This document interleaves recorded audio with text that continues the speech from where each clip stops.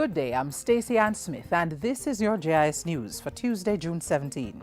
Youth and Culture Minister Lisa Hanna is demanding that the Child Development Agency (CDA) explain reports of unauthorized sexual education programs in 6 privately run children's homes.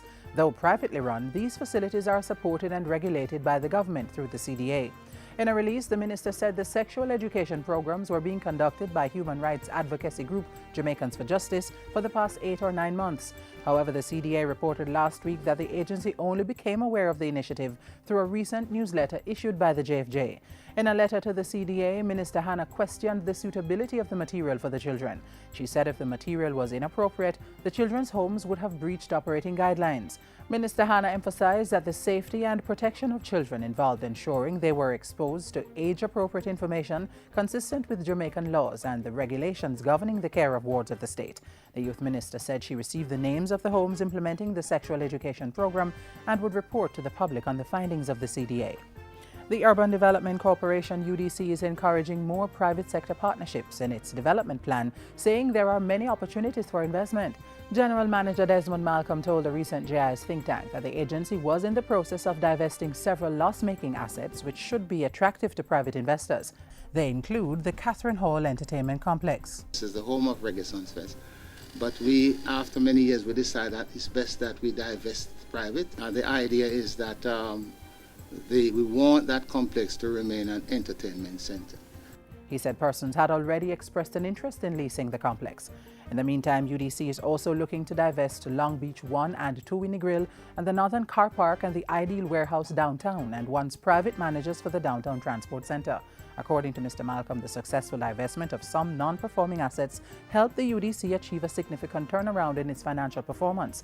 The corporation recorded $413 million in profit as at March 2014, compared to just $95.1 million last March, coming from a loss of $1.2 billion in March 2012.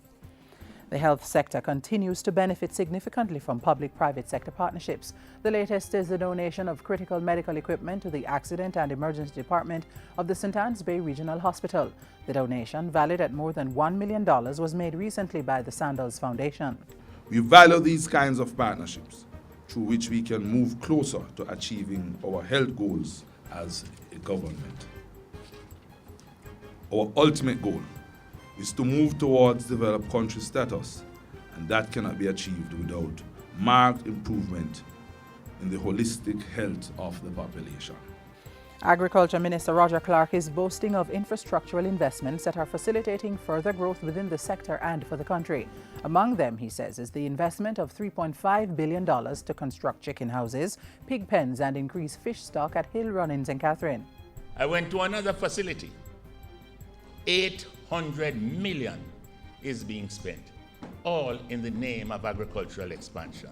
But when the figures come out, you're going to hear that construction grew because it's concrete making up the buildings.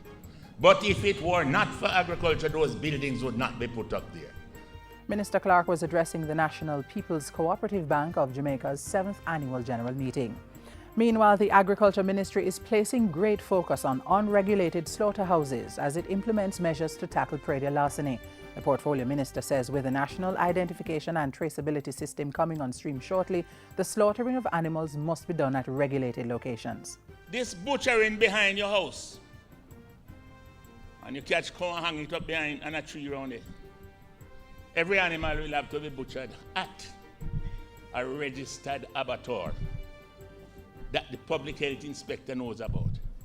And the public health inspector must be there to retrieve the passport, to retrieve the tag. Minister Clark encouraged farmers to embrace the system, adding that they and other community members also needed to speak out so that the police could catch the thieves preying on their livestock and farm produce. And finally, government entities have been instructed to keep the cost of producing annual reports at a minimum.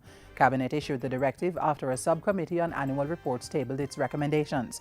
Information Minister Senator Sandra Faulkner says the executive has emphasized the need for transparency, good governance, and the efficient use of resources in production and presentation of these reports. Recommendations from the committee include using in-house resources for the production of these annual reports, the utilization of the Jamaica Information Service, and no professional photo shoots. And that's it for JIS News Today. I'm Stacey Ann Smith. Thank you for watching.